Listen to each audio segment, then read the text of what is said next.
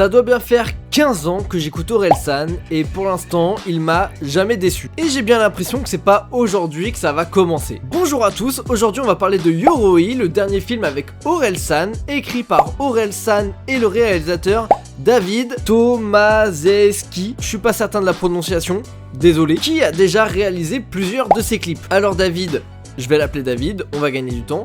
C'est son premier film au cinéma. Quant à Orelsan, lui c'est son deuxième, après Commencer loin, que j'avais déjà bien aimé, c'était sympa. Et donc pour en revenir à Yoroi, mon avis global sur le film, c'était sympa. En vrai j'abuse, c'était même vraiment sympa, genre j'ai passé un bon moment. Et forcément, quand on écoute attentivement les textes d'Orelsan, depuis 15 ans, on reconnaît bien son écriture dans le film. Et d'ailleurs il s'en cache pas, la preuve, le personnage principal de son film, c'est lui-même, pas en tant qu'acteur, vraiment le personnage principal c'est Aurélien, c'est Orelsan, c'est le personnage. Et donc dans le film, Orelsan fuit la France parce que en fait il est en burn-out complet, voilà, il a besoin de souffler. En plus de ça, sa chérie est enceinte, donc il a besoin de repartir sur de nouvelles bases. Sauf que maladroit comme il finit par tomber dans un puits mystique où il trouve une armure magique qui va provoquer que toutes les nuits il va être attaqué par des démons, des yokai, qui vont tout faire pour le tuer. Pas ouf la retraite spirituelle. Bon, globalement tout ça c'est dans la bande-annonce, et honnêtement cette histoire de yokai, étrangement je trouve pas ça mal foutu. Elle représente assez bien les démons intérieurs d'Aurel, ouais je l'appelle Aurel, ouais on se connaît lui et moi.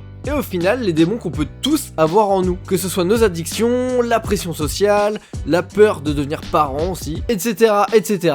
Le film est parsemé d'humour, mais son acte final est quand même assez sérieux. La musique de film, pour le coup, elle fait pas trop hip-hop. On a que 2-3 sons avec vraiment Orelsan qui rappe. D'ailleurs, il y a son prochain album qui sort dans 3 jours. Je vous dis pas comme j'ai hâte. Mais malgré tout, mon gros point négatif du film, on va dire, c'est la justesse des acteurs. Quand dans ton film, les 3 meilleurs acteurs, c'est 3 japonais qui sont là pas plus de 2 minutes, c'est un peu dommage. Après c'est sûr, je pense que le casting a pas créé un trou dans le budget. Et j'ai aussi trouvé que la bataille finale donnait un peu mal à la tête, parce que c'est une succession de cuts hyper rapides les uns derrière les autres, et ça j'ai trouvé ça un petit peu dommage. Alors, vu les circonstances, je peux comprendre, mais il y avait d'autres manières de le faire sans pour autant cramer le jeu quoi. Si vous avez pas vu le film, vous comprenez rien, ceux qui ont vu le film, vous avez capté. Mais vraiment sans ça, c'est pas un film désagréable à regarder, je pourrais me le refaire sans problème. J'ai passé un très bon moment, j'ai rigolé, j'ai été diverti pendant 2 heures. Donc voilà, maintenant je reste curieux quant à l'avenir d'Orelsan au cinéma. Et vous alors, qu'est-ce que vous en avez pensé ?